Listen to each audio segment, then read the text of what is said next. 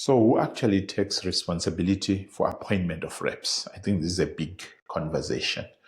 I'm sharing this because I've seen a pattern where at times FSPs think that as compliance officers we take responsibility for appointment of representatives, and that is not correct. The FSP is responsible for that, and maybe by implication, the key individual is responsible for appointment of its own reps. So there are critical things that I always insist that an FSP needs to check when they are actually engaging a new representative. And these things include their qualifications. Recently, we've actually picked that at times you find that a rep is there and they don't even have metric. And at times the prerequisite for even people to work under supervision is a metric. So check their qualifications, check their metric. If the category requires at least a metric category or subcategory requires metric or equivalent. So check that, check their experience, check whether they've got RE. Remember, you can only work without RE if you satisfy the supervision requirements or the minimum entry requirements for working under supervision. So you need to check that the person does have RE. They need class of business training. Okay. And also, as soon as you appoint individuals who are advisors or representatives, as we know them, you need to make sure that those people are enrolled for for product specific training, because that's also another critical component that you need to establish before they actually give advice. So they could have done it elsewhere, just get a record of that, or if they haven't done, then make sure that they do start with that, because they are not allowed to render financial services without that product specific training.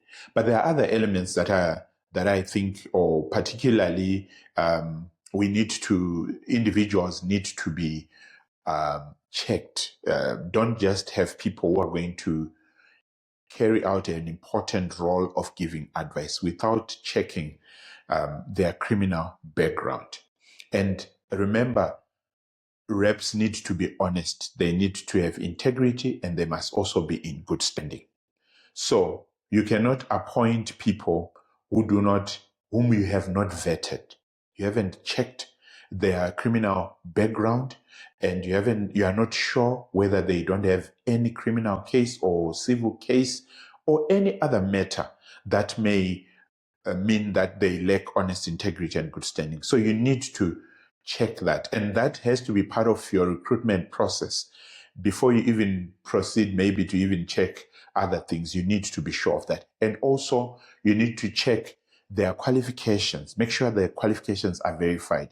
There's a lot of fraud, you won't believe it, around qualifications. I think in my other conversation I was sharing about how even RE itself was now susceptible to fraud, and it's not even a new thing. There are a lot of fraudulent qualifications. People have fraudulently claimed that they have PhDs, etc., which they actually don't have. So you have to verify, you have to check, even experience, check that and confirm with the employers where these people are saying they are coming from.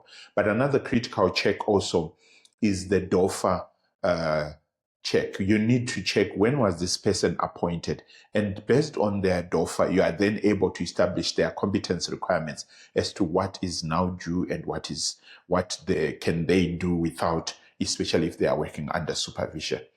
Then another critical one is the debarment check. This one is very critical. Fortunately, it's not rocket science. You just go on Google, FSCA debarred persons. You get a link there. It will take you to where you can punch in either the name of the person or the ID number or the passport number of the person. Then you're able to establish whether this person is debarred or not. And that's critical, because you don't just want to wake up, because there's no other way of knowing. You need to check. You need to search for this person and be sure that this person, you can appoint them because they are currently not debarred. And I always advise that when you have done that search, do a screenshot of that. Take a picture of that and save it in the folder of that particular person that you are appointing, whether they are KI, whether they are a representative, or any other role that you are appointing them for. Just make sure that you do have proof that you have actually done your checks, you have done your background work, because otherwise you put the FSP at risk if you do not do those basic checks. Yeah, so these are some of the things that I would encourage FSPs and KIs to look at and make sure that they are happy before they appoint these individuals. Thank you.